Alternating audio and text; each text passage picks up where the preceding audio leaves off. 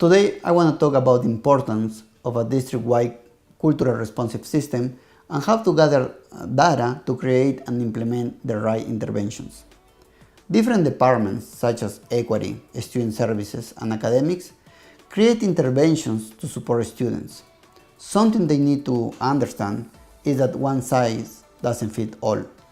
Let's start with the MTSS framework.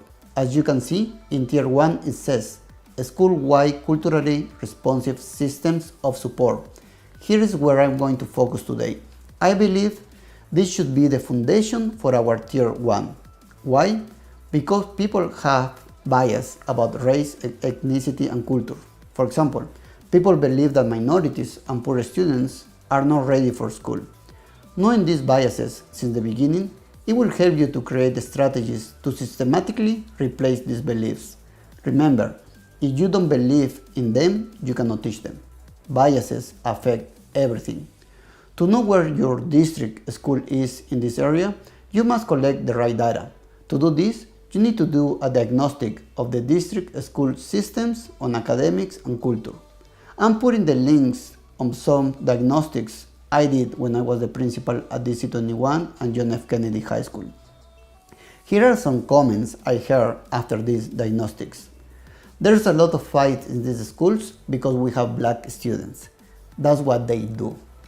Why are we spending so much money in concurrent enrollment classes if these illegal students cannot go to college? Their parents don't care about these students. Special ed kids, talking about our AN kids, should have their own building. Those were some responses I received after I did some diagnostics in the school I work for. Knowing where you are, learning and analyzing these issues will give you and your team the understanding of bias-based beliefs in education practice, the inquiry and interpretation skills to examine and monitor the reduction of these beliefs in school improvements, and the leadership skills to translate such understanding into progressive, equity-driven reform. You will be able to build and continue professional development on creating cultural responsive school environment. Why is this important? Because if you don't do this, this will happen.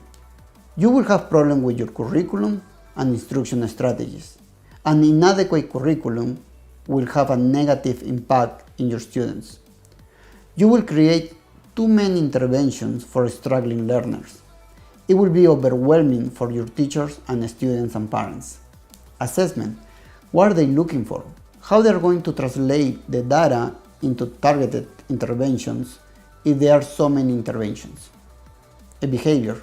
You will create behavior interventions without addressing the school climate. The result or consequence are that the intervention services for struggling learners are not well structured. You will have a reactive approach instead of a proactive approach. This means chaos. I have a saying, you cannot teach in chaos. So having that strong foundation, knowing where your district schools are, will allow you to build your intervention systems according to your students and community needs. You will be able to have a holistic approach.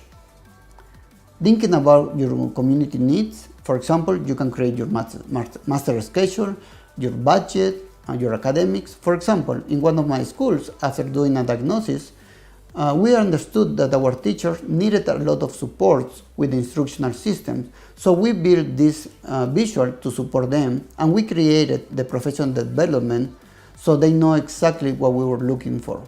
What we were looking for was differentiation. This was huge because we changed their mindset. We need to adapt our teaching strategies to our students and not vice versa. Our end goal was to implement a curriculum that reflect our diverse population.